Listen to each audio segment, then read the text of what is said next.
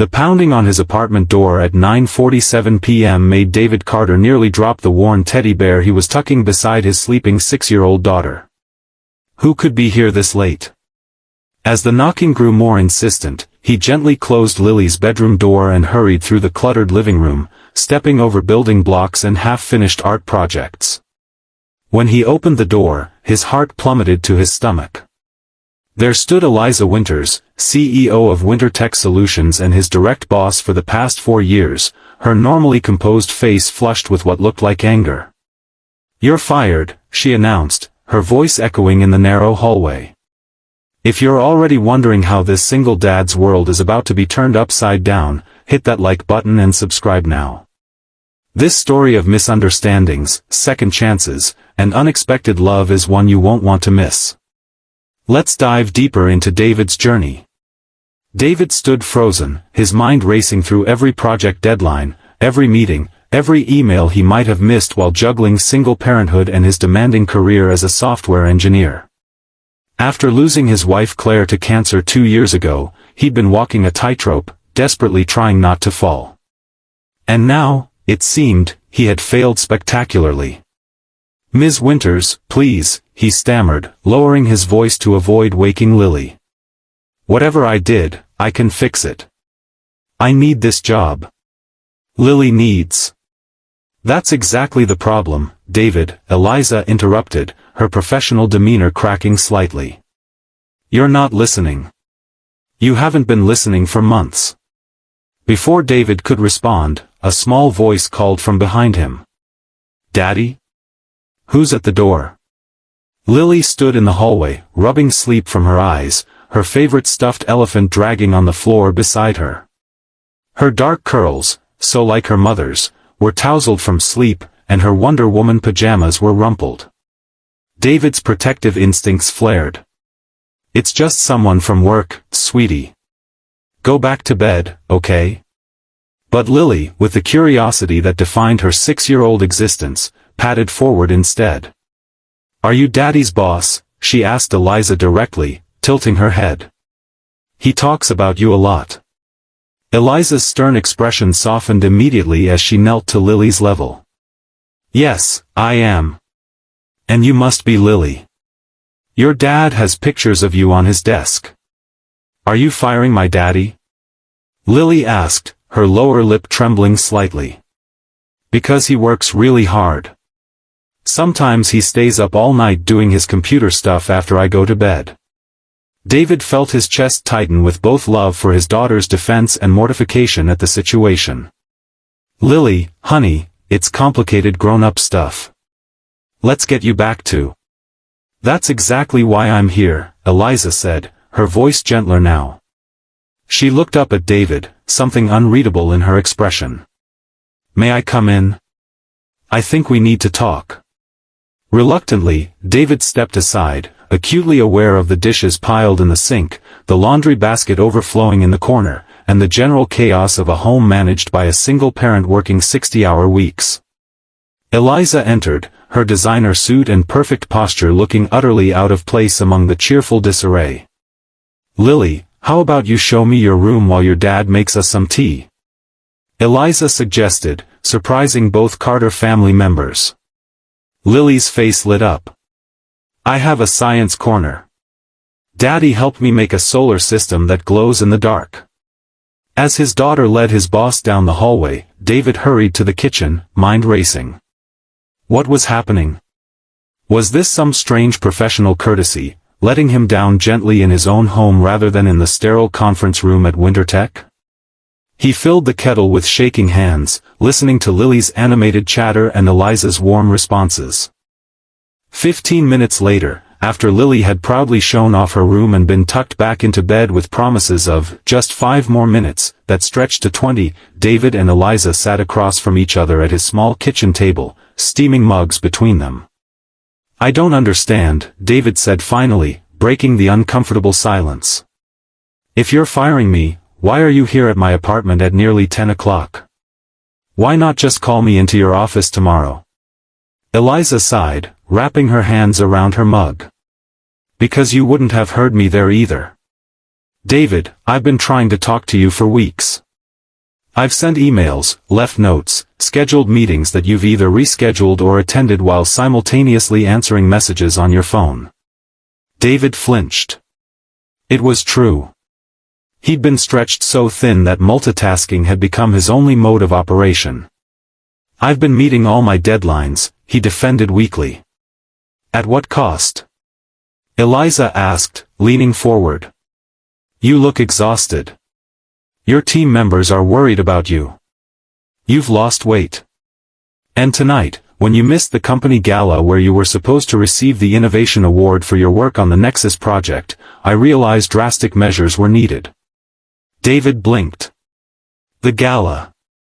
It had completely slipped his mind, buried under Lily's science project deadline, a plumbing emergency in the bathroom, and the final debugging of the Nexus code. I forgot, he admitted, shame washing over him. That's not why I'm firing you, Eliza said, her voice firm but not unkind. I'm firing you from working 80-hour weeks. I'm firing you from skipping lunch breaks. I'm firing you from thinking you have to do everything alone. Confusion replaced shame as David tried to process her words. I don't understand. Let me be clearer, Eliza said, setting down her mug. Effective immediately, you're required to work no more than 40 hours per week. You'll delegate at least 30% of your current workload to the 2 junior developers we hired last month. You'll take your lunch breaks away from your desk. And you'll accept the company's remote work option for 2 days a week so you can be home when Lily gets out of school. David stared at her, speechless. These weren't the terms of termination, they were lifelines. But, why? He managed finally. The Nexus project deadline has been extended by 2 weeks, Eliza finished for him. Which I've been trying to tell you for days. The client requested additional features, which gives us more time and additional budget. Time you're going to use to remember that you're human, not just a coding machine. The kindness in her voice broke something in David. For 2 years since Claire's death, he'd been running on autopilot, pouring himself into work and parenting with single-minded determination, never allowing himself to slow down because slowing down meant feeling the grief, the loneliness, the overwhelming responsibility of raising Lily alone. I don't know how to do this any other way, he admitted, his voice barely above a whisper. If I slow down, if I let myself think too much, you might fall apart, Eliza finished softly. I know. I've been there. For the first time, David really looked at his boss, not as the intimidating CEO whose approval he sought, but as a person. You have? Eliza nodded, a shadow crossing her face. My husband died in a car accident 6 years ago. Before I founded Winter Tech. I threw myself into building the company because it was easier than building a life without him. The revelation stunned David. In 4 years of working for her, he'd never known this about Eliza. She'd always seemed so composed, so complete unto herself. What changed? He asked. A small smile touched her lips. My sister showed up at my apartment one night and told me I was fired from grieving alone. Not unlike what I'm doing with you now. She reached across the table, hesitating before placing her hand over his. It gets better, David. Not easier, necessarily, but better. And you don't have to figure it out alone. Something warm and unfamiliar bloomed in David's chest, not quite hope, but perhaps its precursor. I wouldn't even know where to start, he admitted. You start by accepting help, Eliza said simply. Which is why I brought this. She reached into her bag and pulled out a folder. The company's family support program. Childcare subsidies, flexible scheduling options, and the contact information for the Parents Network, other Winter Tech employees who are balancing careers and kids. David stared at the folder, then back at Eliza. Why are you doing this? You could have just written me up for missing the gala. Eliza was quiet for a moment, considering her words. Because I see myself in you. Because Lily deserves a father who's present, not just physically but emotionally. And because you're too valuable to winter tech to lose to burnout. She paused, then added more softly, and maybe because everyone deserves someone who cares enough to knock on their door and tell them when they're destroying themselves. The weeks that followed were a period of awkward but necessary adjustment for David. Delegating tasks he'd always handled himself felt like relinquishing control. Leaving work at 5 felt like abandoning ship.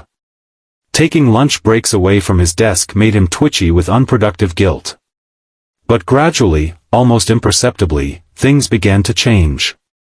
He was home to help Lily with homework without bleary eyes and a distracted mind. He had energy to cook real meals instead of relying on takeout and frozen dinners. He joined the Winter Tech Parents Group and found himself exchanging childcare tips and school recommendations with colleagues he'd barely spoken to before.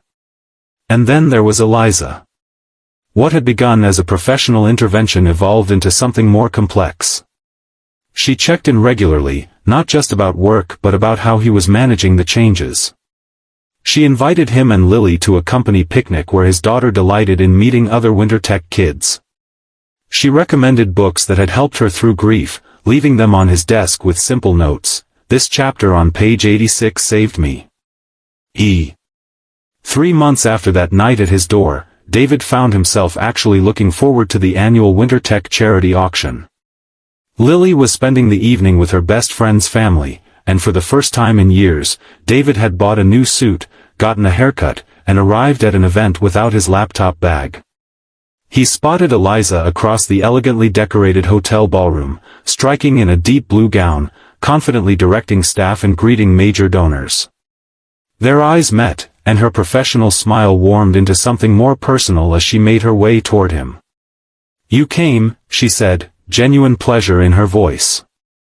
"I set 3 calendar reminders and had Lily quiz me about it all week," David admitted with a self-deprecating smile. "I'm trying." "I can see that," Eliza replied, her eyes taking in his new suit and relaxed posture. "It looks good on you." "What does?" "Balance," she said simply. As the evening progressed, David found himself enjoying the event rather than counting the minutes until he could escape. He bid on a weekend cabin getaway package in the silent auction, thinking how much Lily would love exploring the hiking trails. He chatted with colleagues about things other than code and deadlines. And when the band started playing, he surprised himself by asking Eliza to dance. "I should warn you," he said as they moved onto the dance floor, "I haven't done this since my wedding." "Then we'll take it slow," she replied, placing her hand in his. They moved together awkwardly at first, then with growing confidence. David felt a strange mixture of guilt and liberation. Guilt that he could feel this comfortable with another woman after Claire, liberation that his heart apparently still knew how to do more than just survive. "Thank you," he said suddenly, the words tumbling out before he could overthink them.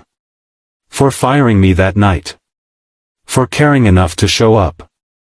Eliza's eyes softened. "Sometimes we all need someone to tell us when we're missing what matters." "And what matters?" David asked, suddenly needing to hear her answer. "Connection," she said without hesitation. "To others, to ourselves, to moments like this." She paused, then added more carefully, "I don't want to overstep, David, but I think Claire would want you to live fully again, not just exist." The mention of his late wife's name from Eliza's lips should have felt jarring, intrusive. Instead, it felt like permission, as if 2 separate worlds he'd been keeping apart were finally allowed to acknowledge each other.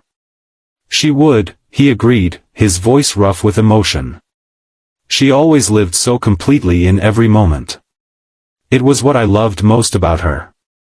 They danced in silence for a while, the unspoken weight of their shared experiences, different yet connected, creating a bubble of understanding around them. "Lily asked me something interesting yesterday," David said finally. "Oh?" "She asked if you were my girlfriend." He felt Eliza's slight tensing beneath his hand. "I told her no, that you were my boss and had become a good friend." "That was honest," Eliza said carefully. "It was," David agreed. "But then she asked if you could be my girlfriend someday, because you make me smile like I do in the pictures with Mommy." The music swelled around them as Eliza looked up at him, vulnerability and hope warring in her expression. "And what did you tell her?" David took a deep breath. "I told her that grown-up relationships are complicated, but that sometimes people come into our lives exactly when we need them, and we have to be brave enough to recognize it." "That's a very diplomatic answer," Eliza said, a hint of disappointment in her voice. "I'm not finished," David said, gathering his courage. "I also told her that I'd like to take you to dinner sometime. Just the two of us.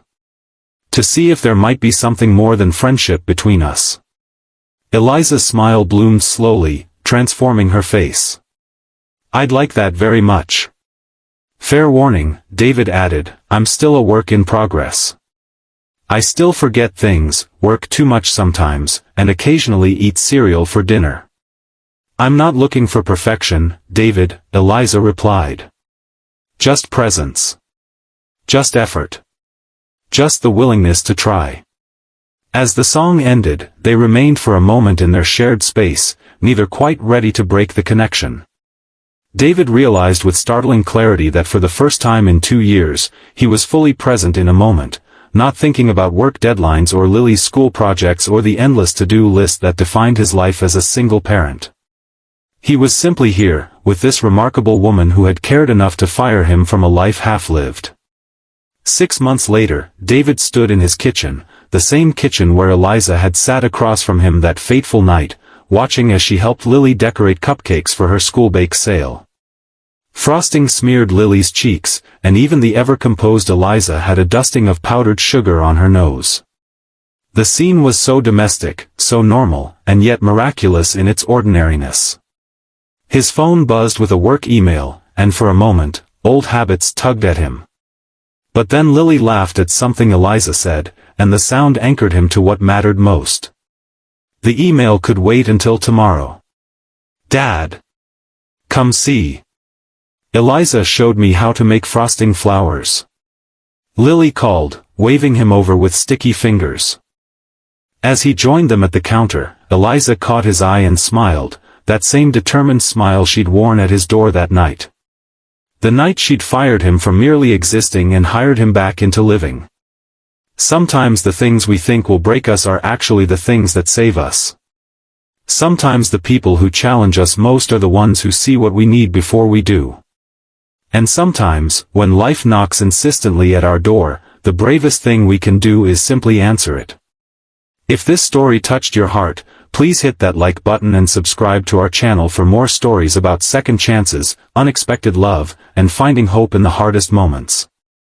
Share in the comments if you've ever had someone come into your life at just the right moment. Sometimes our greatest blessings arrive disguised as our biggest challenges.